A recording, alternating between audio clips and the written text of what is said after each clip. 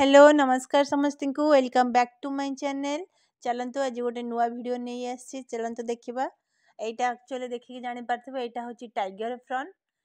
बड़ चिंगुड़ी भल चिंगुड़ी यहाँ खायापी स्वाद लगे जी जानी यहाँ देखो केते सुंदर कलर गोल्डन ब्राउन कलर आसमती आप भाजिकी फ्राए कर खाईदे आहा। तो यहाँ चिंगुड़ी ता सहित ब्रोकोली चिंगुड़ी झोल एक्चुअली आप समस्त माछ और कोबी झोल जानी मुझे कौन करी नुआ नुआ आइडिया इनभेंट करवा एथरे ब्रोकोली घरे गोटे थी मुझे पकईदेली मुझे चल पकईकी देखा भल कोबी और कोबी माछ झोल शुणी चल ब्रोकोली चिंगुड़ी झोल कर मस्त लगुला माइंड ब्लोइंग लगुला ब्रोकोली विटामिन्स भी जीव एपटे होगला प्रोटीन।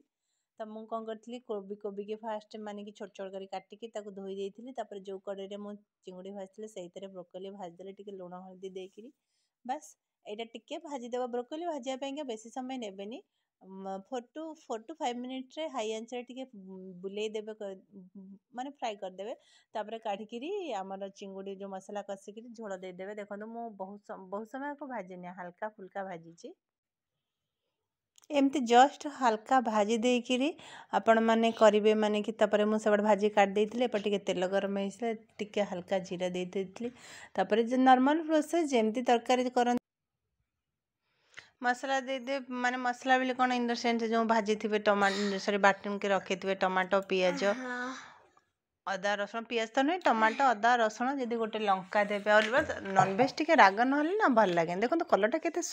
माने मसलाटा के सुंदर देखा कलर माइंड ब्लोइंग एक्चुअली देखा आप देखिए जापर मसला कलरटा केमती से लुण हलदी नॉर्मली देदेवे जहाँ पड़े गोटा मसला गरम मसला तो मैं दिएनी कि बेसी कि गरम मसला टोटाल गुंड मसला देनी ये देखो मसलाटा के सुंदर दे गलानी जस्ट धनिया पाउडर देती गरम मसला देती आलू भी गोटे दुटा देती कहीं खाली कौन चिंगुड़िया कोबी करी से भी आलू गोटे पकई ये आलू मसला कषारे भी आलू सीझीज किसी दरकार नहीं या 5 मिनिट्स मसला कषिदेले से आलू सीझीज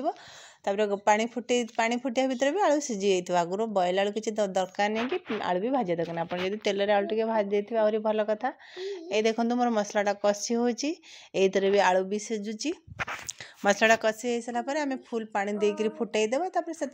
मोर टाइगर प्रॉन और ब्रोकोली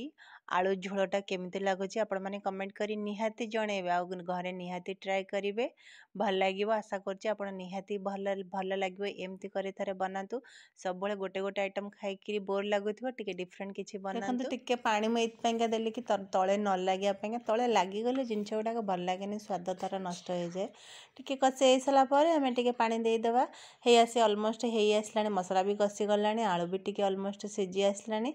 आलू भी जदि भी न सीझी आम पानी आलू सीझिक फुटीजाए तापर मैं पानी देती पानीटा टिके फुटी पानीटा टिके फुटी आसला चिंगुड़ी देदेली तापर आमर यहाँ फुटीगले आम तरकारी बंद करदे ऑलमोस्ट सब तो मसला कषि हो गला आलू भी सीझी जाइए पानीटा फुटीगला आम तरकारी बंद करदे मुझे एक्चुअली आउ कि साइड आइटम करना से झोल अधिका देती गला आमर तरकारी बंद कर देते एपटे देखली तापर टिफिन पैक करके नहीं जाइए ऑफिस आजिकी तापर से खाई देखो केते सुंदर भी देखा बहुत बढ़िया लगुला टाइगर प्रॉन यहाँ 250 चिंगुड़ी थिला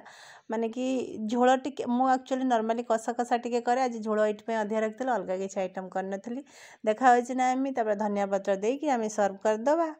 यमी सुंदर चटपटा चिंगुड़ी ब्रोकोली तरकारी आशा करुँची आपको यहाँ भल लगी झोल मोर चिंगुड़ी ब्रोकोली झोल जदि भल लगे तो लाइक शेयर सब्सक्राइब निहाती करेंगे। Thank you bye bye see you in next video.